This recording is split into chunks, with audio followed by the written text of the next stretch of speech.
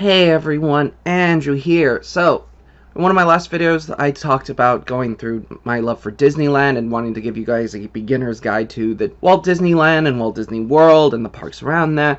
So I'm continuing that today. I will be covering the California Adventure side of the Disneyland West Coast parks. California Adventure has always had kind of an interesting history to it. It was not intentionally supposed to be California Adventure.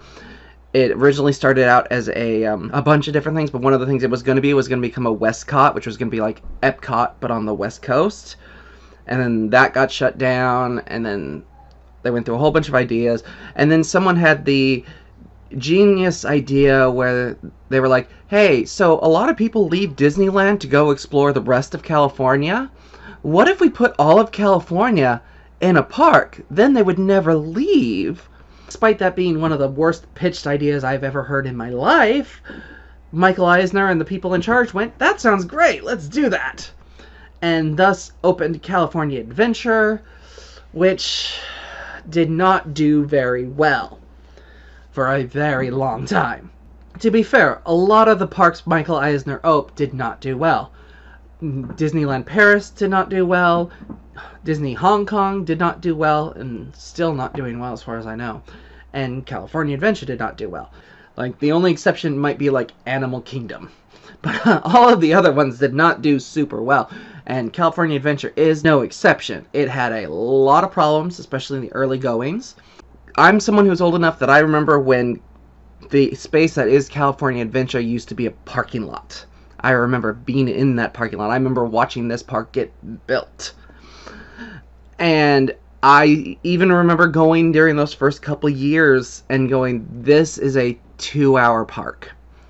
There was not much to do. There was not much to see. You basically go in for a couple hours and you go straight over to the Disneyland side because the Disneyland side had so much better options.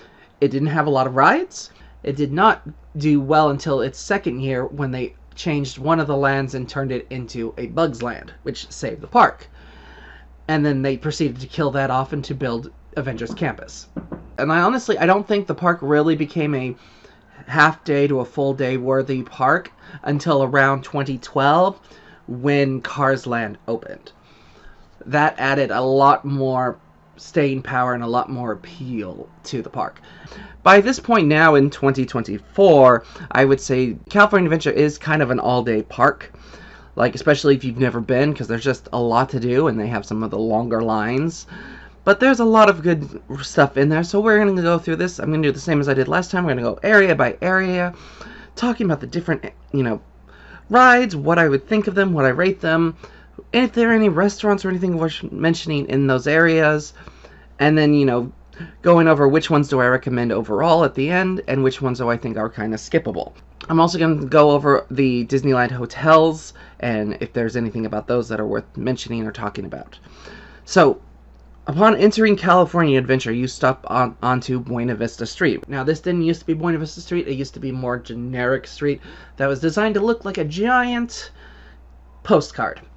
It was not very pretty, and it didn't do a lot of good, so they reimagined it into this 1900s Hollywood, like back when Walt first showed up in California. But in reality, it feels more like a knockoff Main Street USA.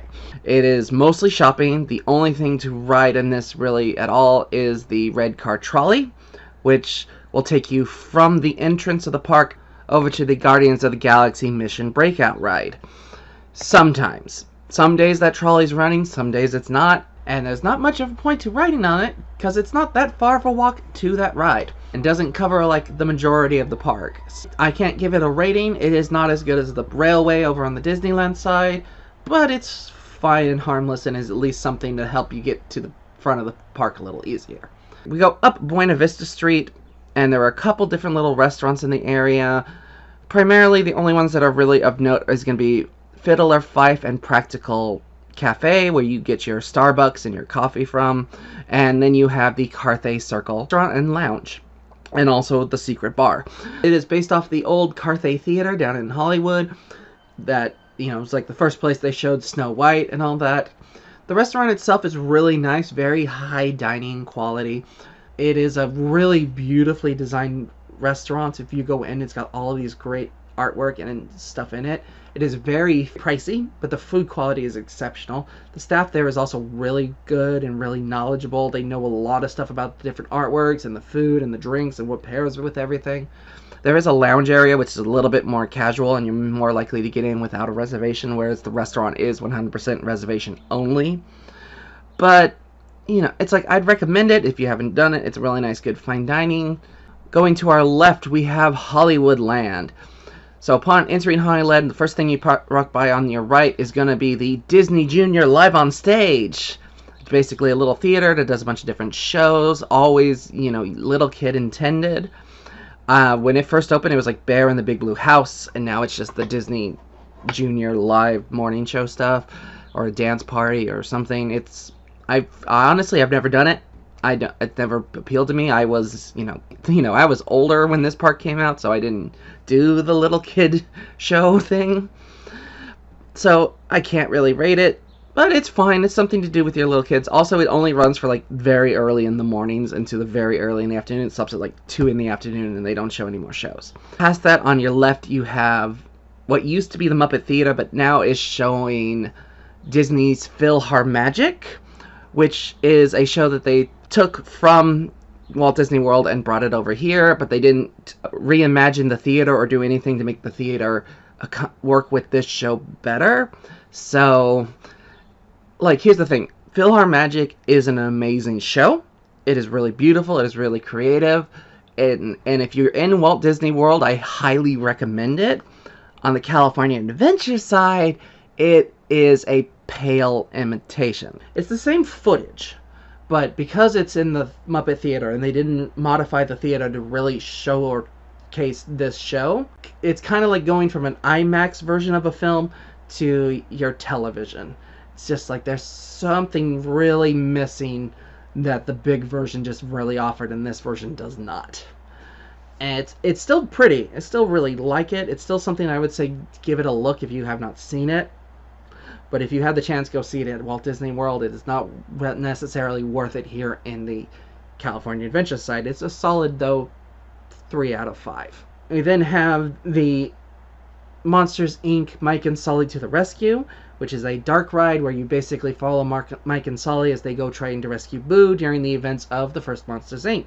It's a really solid dark ride. Pretty fun, but it is starting to show its age. And there's usually never a line for it, so it's one of those ones where you can be in and out of it pretty quick. It's a solid 2.5 out of 5. Like, not amazing, but not terrible either. It is definitely one where like it needs an update or something, or to be replaced at this point, because it's been there for a long time. And the funny thing is like that one was a rush job. Like, that is not the ride that was there. When it first opened, that was Superstar Limo.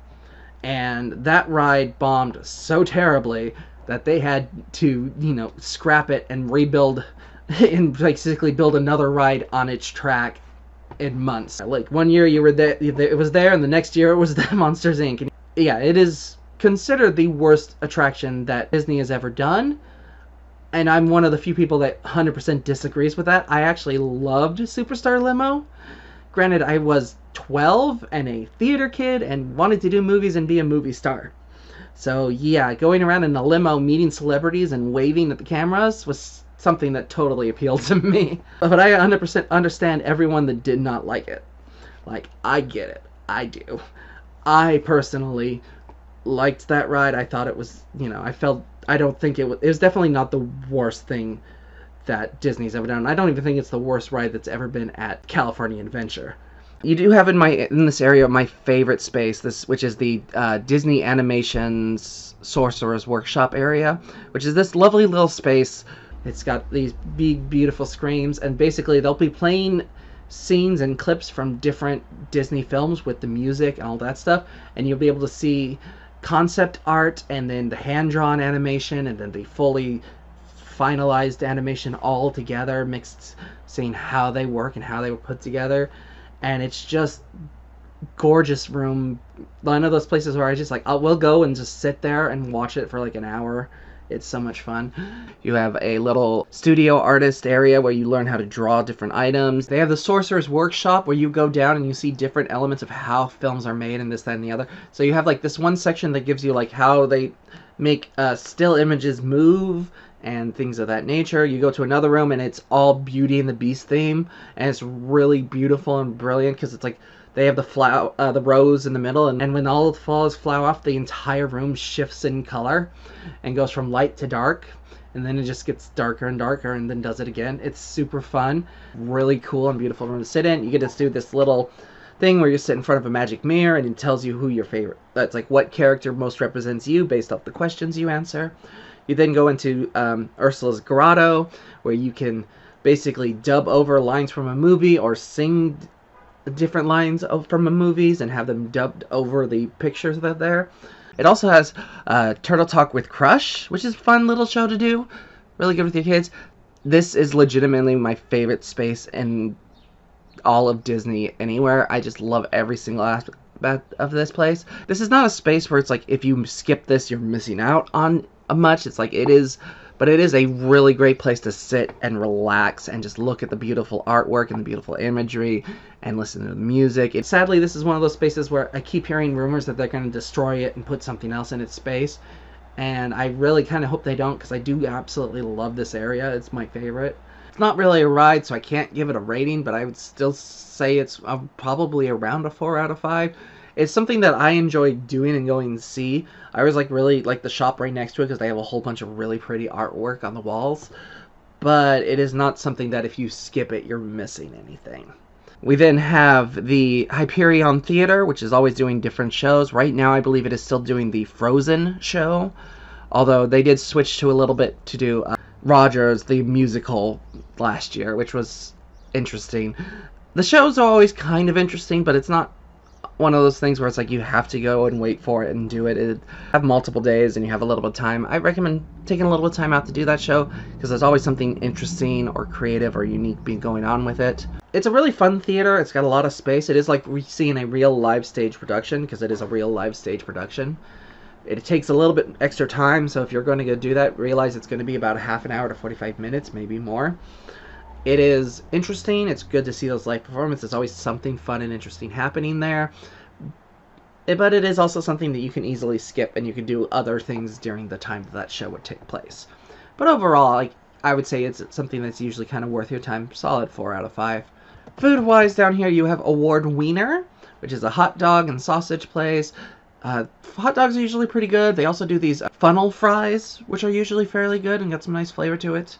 You have a place called Schmoozies, which does smoothies, which are just fine. They're what they are. We then go into the newest area, which is Avengers Campus area, where this used to be a Bugs Land. And the Avengers Campus is really pretty, but there's not a lot here. So you have the Guardians of the Galaxy Mission Breakout, which used to be the Hollywood Tower of Terror, and they reimagined it into this design where you're going into the collector's area and you're trying to rescue the Guardians of the Galaxy who have been captured, except for Rocket, who basically takes over the little pod and uses you to help rescue his friends. So Mission Breakout is a tower drop ride. It is very similar to what Tower of Terror is, and I will go into more details on that when I get over to the Walt Disney World side. For Mission Breakout's, what makes this one good is it has a really interesting design, has a really interesting queue. The ride itself is really creative. I said in some of my other reviews, I'm not a big thrill ride person. I don't particularly love roller coasters, and I cannot stand tower drops, which is what these rides are. And I only went on them because the line was 0 minutes. Yeah, I went on Tower of Terror twice, and I've been on Guardians of the Galaxy once, and I can say from going through both of them, Guardians of the Galaxy is the better ride, whereas Tower of Terror was the better design and atmosphere. But it is a lot of drops, as opposed to Tower of Terror, which had 3, and you never know exactly how high you're going to go and how far down, except for the last one where you go all the way to the top. And yeah, it's very fun, very intense, and I never want to do it again. I'm I'm getting queasy thinking about it. Like, if you're the kind of person that likes these kinds of rides, there's a lot to like about this ride. So I have to give it a solid 4 out of 5 for that reasoning. But I would never want to go on it again. I don't enjoy being in the queue, I don't enjoy the ride itself, and I don't enjoy the after effects, so I'm never doing that one again. So take with that with it what you will. The only other ride that they opened up in Avengers Campus is the Spider-Man Web Slingers ride. And this is a ride where you basically get into a little pod, and you go help Spider-Man deal with the fact that his spider bots have gone crazy and are multiplying infinitely and are destroying the Avengers Campus. And you got to go help him by webbing up the little spider bots by going like this with your hands, and it counts how many times you do that. And this ride was a dramatic disappointment for me. But it's basically the Buzz Lightyear ride or the Toy Story ride again, but now you have to physically do it with your hands instead of having a little gun or a little cannonball pulley thing. And this ride is slow, it's annoying, it was bad enough that the park was supposed to open in 2019, but because of COVID and the lockdown, it didn't open until 2020. Like I finally got there and I got to go on it, and I had to pay to go on it because it's one of the lightning lane ones you had to pay for, and I didn't want to wait the 2 hours in the line. Pay $5 and you can get on it quickly. And it's not worth the $5 as far as I'm concerned, because you sit there and you go, and you do that for 5 minutes. And it's not very interesting, it's not super fun, it's exhausting, your arms start to hurt after a while. It's a real disappointment, especially if you compare to what Universal Studios did with their Spider-Man ride over in Islands of Adventure. Like, they made this amazing dark ride over there for that thing. And then the Disney, who, owns this ride and owns this stuff, and had this brand new land that they were building around this ride to make this ride possible. And they gave us this nothing of a ride. It's a nothing ride. It's a half-star ride. It has nothing about it that's fun, interesting, or creative. The only thing remotely interesting about it is that you can buy a web-slinging device that gives you, a little bit better aim, or a Iron Man themed blaster, so you're shooting a blaster instead of using the webbing. That is literally the only thing, and you have to pay extra for that, and I'm not doing that. Not for this boring ride. It's easily the worst ride on this coast, counting every park. I'm even counting like Knott's and Six Flags and all that. I would still say this is probably one of the worst rides I've ever been on. It's not the worst. It's like Superstar Limo was way better than this was. Because there's really nothing to this land. There's you can watch a Doctor Strange show. You can see certain characters from the Marvel things, but it's very random if they appear. And there used to be a animatronic Spider-Man swinging around, but I don't think they're doing that anymore after he crashed through a wall.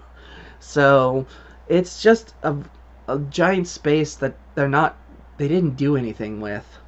There's a Shawarma Palace stand, as well as a little cart over by Guardians of the Galaxy where you can have shawarma, which is fine, it's okay. And then they have the Pym's Test Kitchen and Bar Lab, which is a really good concept, honestly. I like the idea that they were using Pym particles to shrink and grow food, so you can get a giant piece of chicken on a tiny piece of bread, or a giant pretzel. But the food itself is just kind of okay, it's not particularly amazing. And it's kind of such a waste of a space, because this used to be Bugs Land. And Bugs Land is the thing that saved California Adventure in its early days. It's the thing that got people to go there, because it had fun things for the kids to do. It had personality and atmosphere, whereas the rest of the park did not at that time. And we went from having 4 rides down to 1. And granted, the 4 rides that were in A Bug's Land were not particularly great. You had a choo-choo train, a bumper cars, a knock-off teapots ride, and you had hot air balloon ride.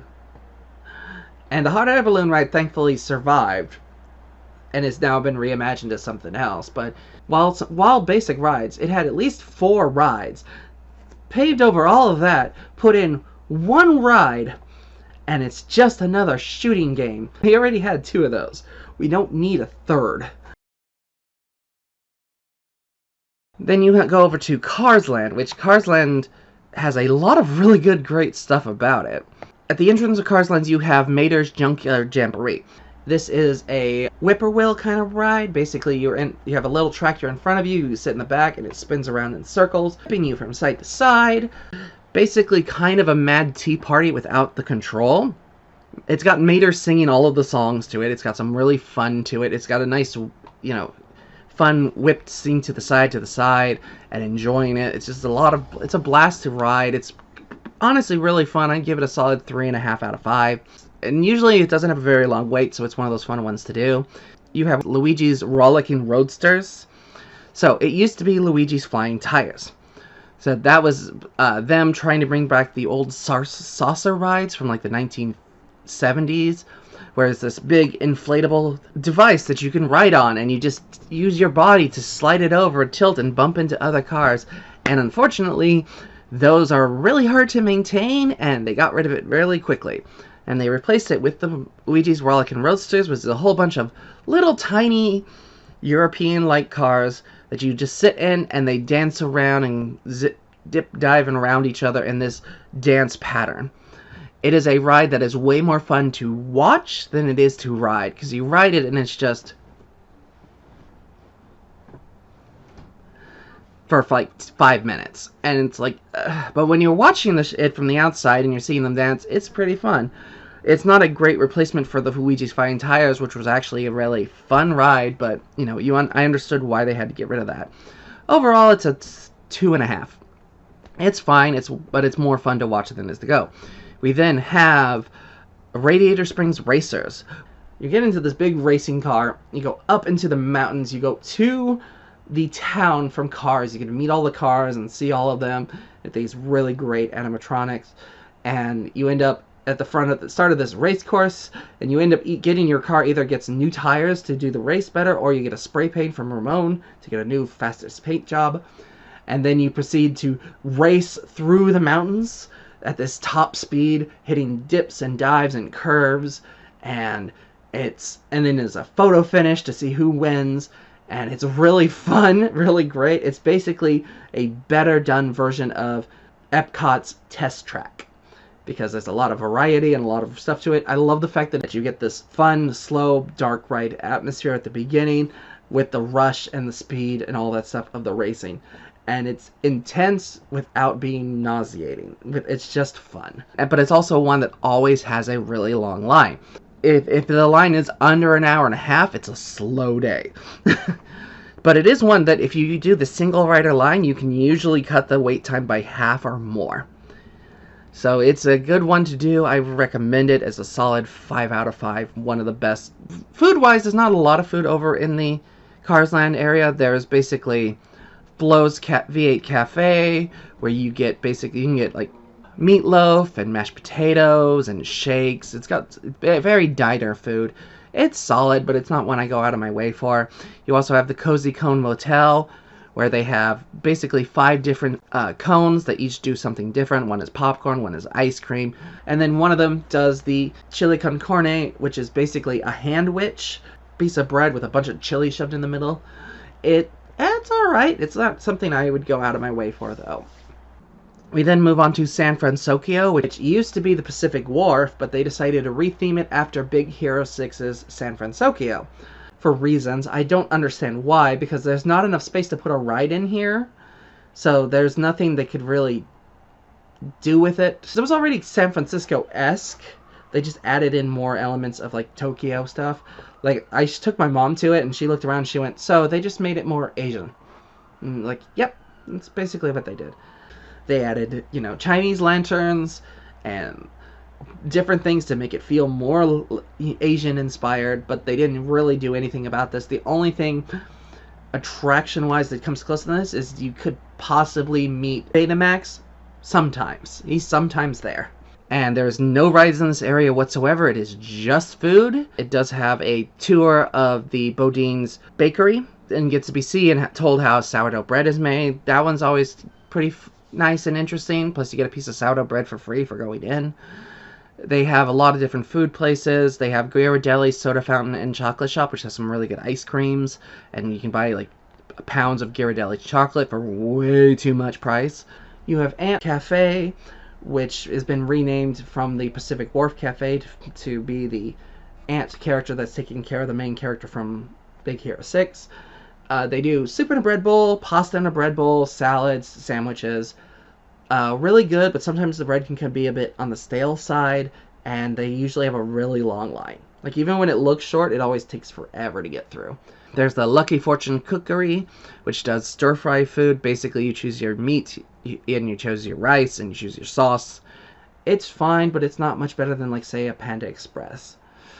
You would then have Cochina, Cucamongo Mexican Grill, which is this side's Mexican restaurant. You get your tacos, your chicken, things of that nature.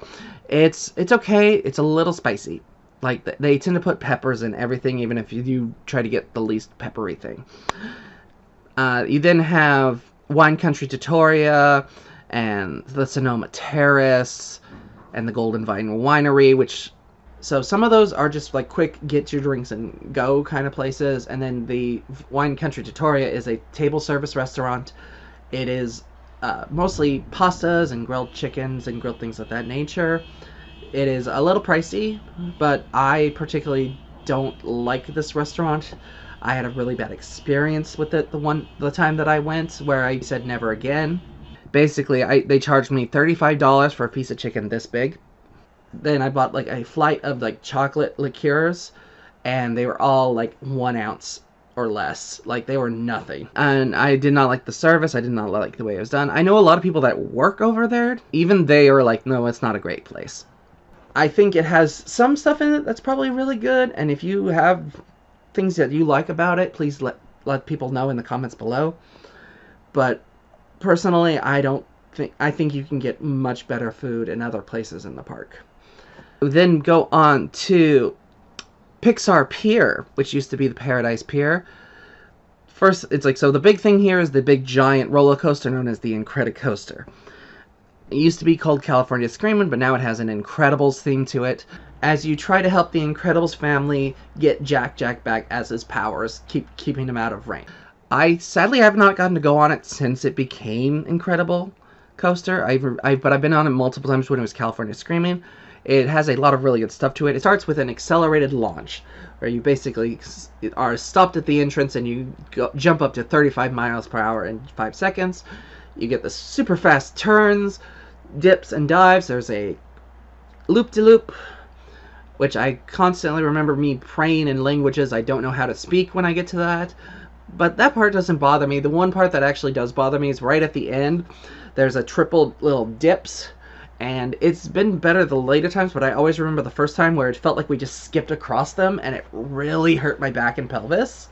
And I was like 14 at the time, and it really screwed up my stomach, and we've had to sit and wait like 20 plus minutes for everything to calm down before we could do anything else. It's a really fun roller coaster. It does tend to break at some point every day, from what I've heard. So, you know, but it always seems to come back throughout the day, so just keep your eyes open, and it may pop up open a little bit later. Overall, though, I think it's a really good, fun roller coaster with some really good elements, and I like the new theming, even though I haven't been on it. It's a 4.5 out of 5. Jesse's Critter Carousel, which is just a carousel with slightly more cartoonish looking animals. It's 2 out of 5. It's okay. It's not something you really need to go out of your way for.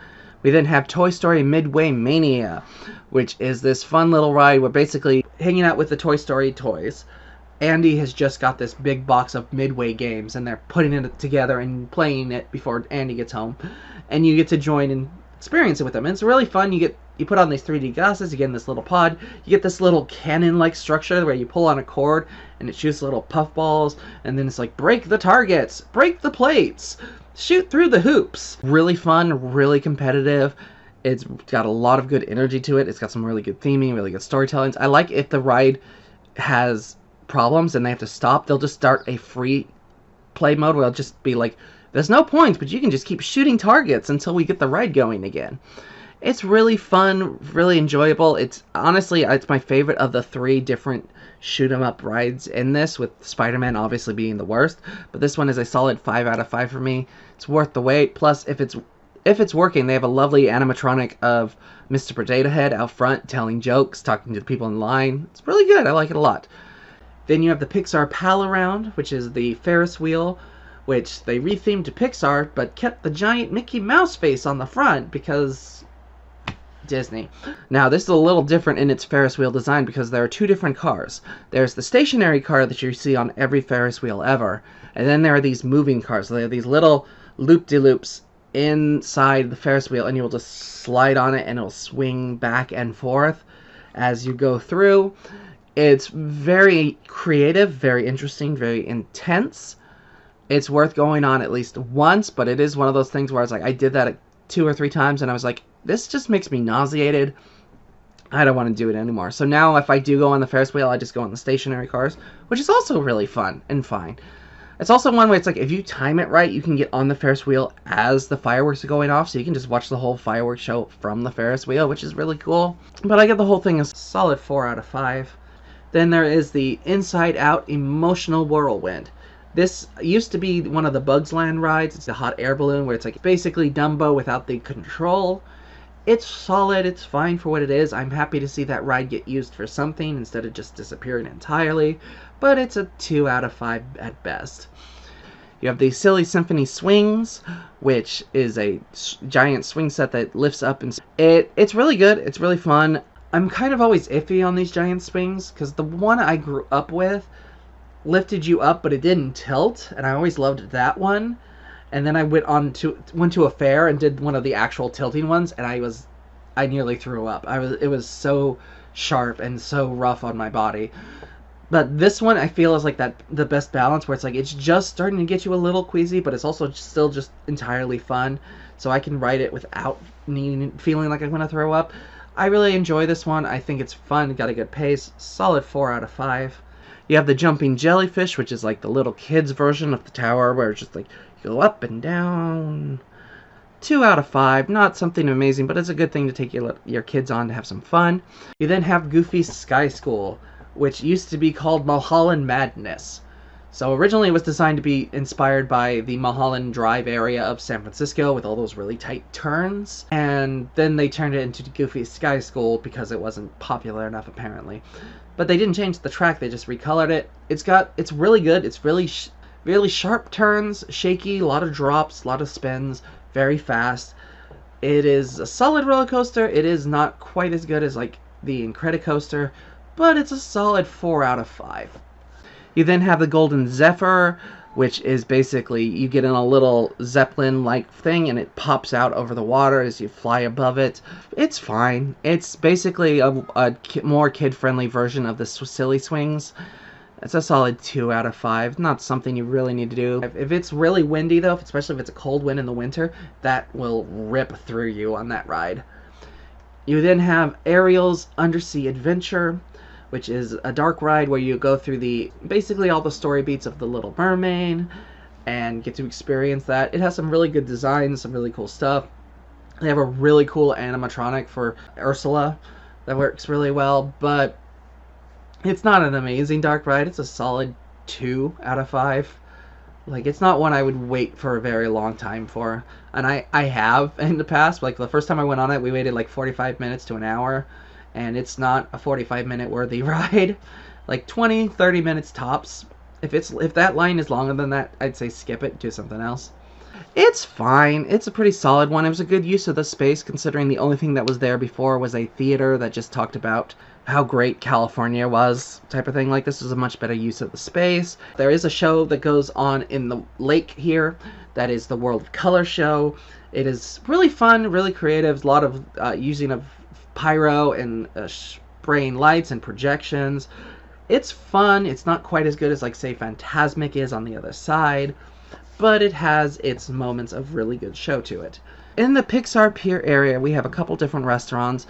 The Boardwalk Pizza and Pasta, which is basically the same as the Tomorrowland's Pizza Ports. You get pizzas and salads and pastas, cafeteria style, pick out what you want, Porsche's it. It's alright.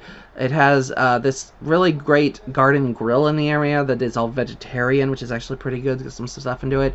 They have the corn dog castle, which is fine. It is what it is, but it's not amazing. Poultry Palace, which is go and get chicken and fried chicken and things of that nature. I have been told by multiple people to not go there, that the chicken quality is a bit on the iffy side. I can't swear to that. There's, I might be entirely wrong, but I've heard enough to be very wary of that. We then also have the Num Num cookies right next to Incredicoaster. It's this really big, giant chocolate chip cookie with a little bit of toffee in it. It's pretty good for what it is. People were telling me it was like the best cookie ever made, and I don't agree at all, but it's really good for what you get and for the size that it is. There's the adorable snowman where you can get freezes, you can get a Dole Whip freeze and some soft serve. You then also have the Lamplight Lounge, and it's boardwalk dining. Now, Lamplight Lounge is a sit-down restaurant. It has 2 floors, a downstairs and an upstairs. It has a really great food. It has this lobster nachos. It's actually really good. I didn't think I would like a lobster nacho, but this flavor on this one was very well made. They also have a steak version, a chicken version, a vegetarian option, a vegan option. You can even mix and match if you want for an additional price. Upstairs, they have a barbacoa version that they only serve upstairs, which is pretty good, but a little spicy. They also do these potato skins, which are delicious, although I've gotten into arguments with them because they aren't potato skins. They are clearly potato cakes, but they're so delicious. They're literally the best potatoes in the entire resort. It's got some really great food, some really great drinks. They do have some stuff that are off menu, a bunch of different secret drinks. Check into that beforehand. You can literally just look up Lamplight Lounge secret menu, and it'll give you a whole bunch of those. I will say the kitchen times and how fast they make food can be a bit iffy, and sometimes the staff can be a bit iffy as well.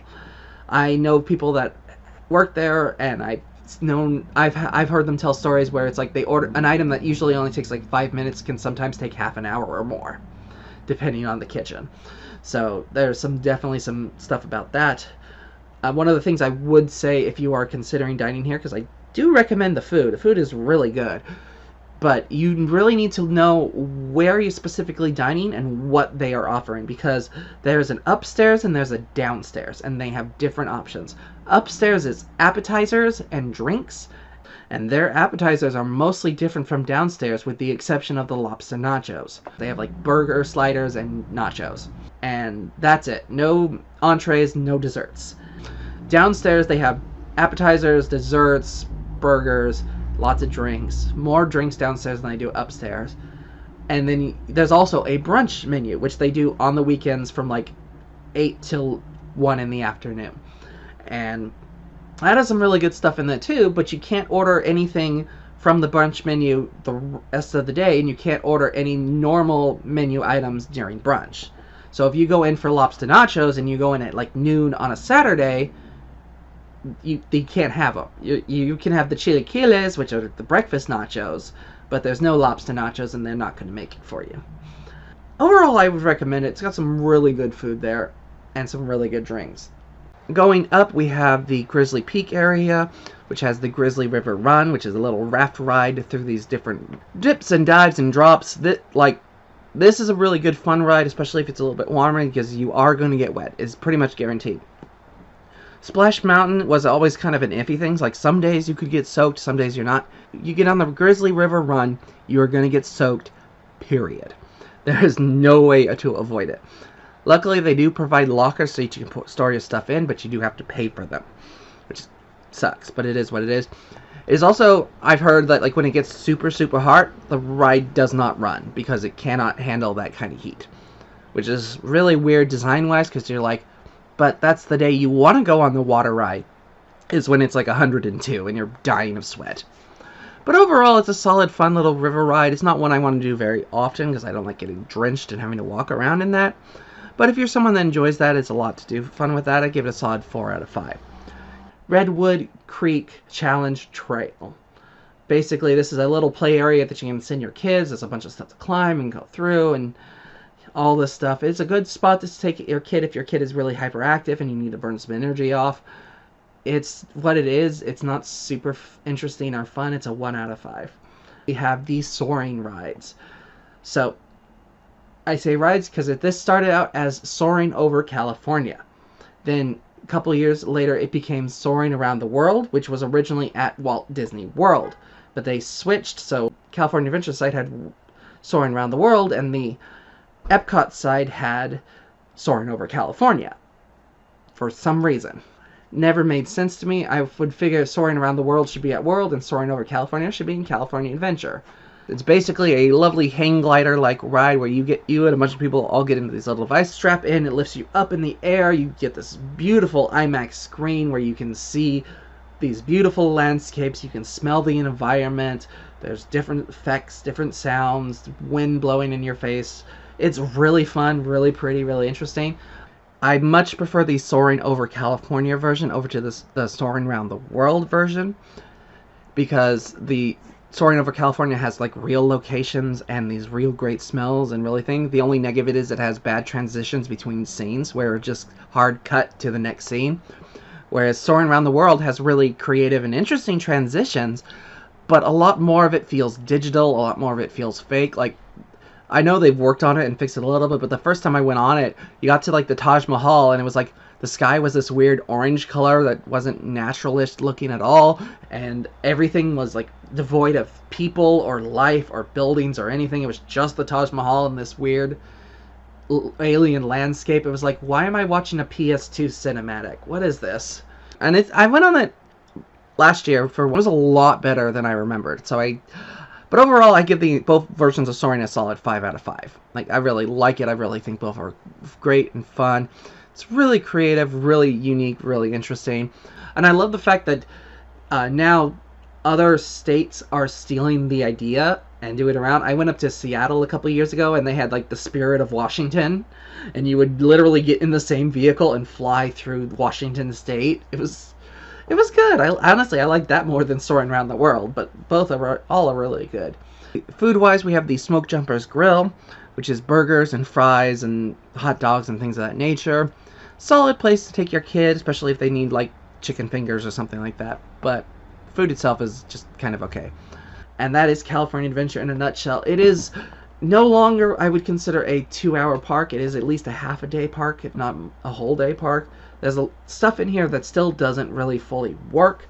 They do change a lot of things over time. Like, I've watched so much, like, literally compare a map from when it first opened to what it is now, and it's just so dramatically different. But I feel like most of the improvements have been for the better.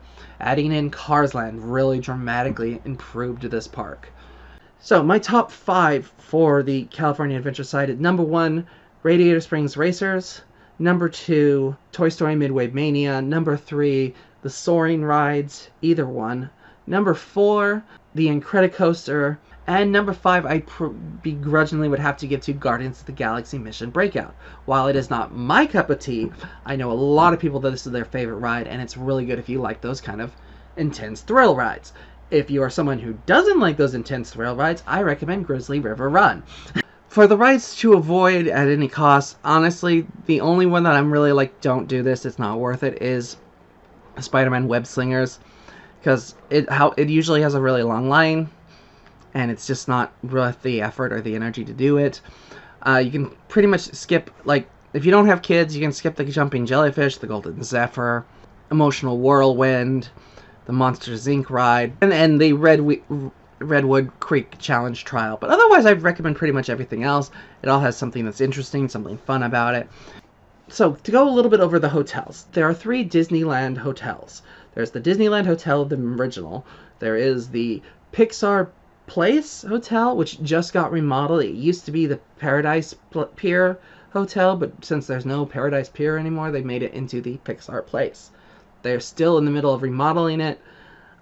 And then there is the Grand Californian Hotel and Spa. So these are all really nice hotels. The Grand Californian is easily the best quality one. Some really nice rooms. Some really nice amenities. It's right by California Adventure. You can literally walk into the park from from the hotel. The Pixar place is probably the lowest quality one that you're going to get. It's the cheaper of the 3 hotels. So there are a number of reasons to stay at the hotel. The 2 that I've ever found that were a good argument was, 1, you don't have to pay for parking if you're staying at the hotel, which is good.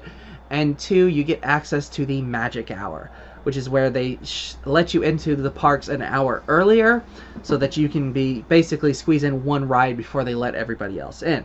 If you're someone who gets up at 7 or 8 a.m. or is willing to get up at 7 or 8 a.m., that's a really nice thing to do because you can run to the ride that you know is going to be the longest wait and ride it immediately. That said, I don't think it's worth those prices to stay at those hotels just for those little things. When you can find a decently priced hotel in the area and still show up at like 8 a.m. and still get a pretty decent spot. Restaurant-wise, I have no idea what's at Pixar Place. I've seen it, but I've never been to any of them, so I can't really say. The Disneyland Hotel has the Goofy's Kitchen, which is really good if you have little kids. They have a breakfast place where you can go and meet all the Disney characters and get their pictures taken. It has some really creative, weird designs. Like, I know they do like a mac and cheese pizza, which I heard is probably the only thing that's good there, food-wise. I don't know. For the adults, there is the Trader Sam's Tiki Lounge, where they have really good, strong drinks and really good options, but it is very crowded and very hard to get into. At the Grand Californian Hotel, you have the Napa Rose, which is the highest quality dining in the entire resort.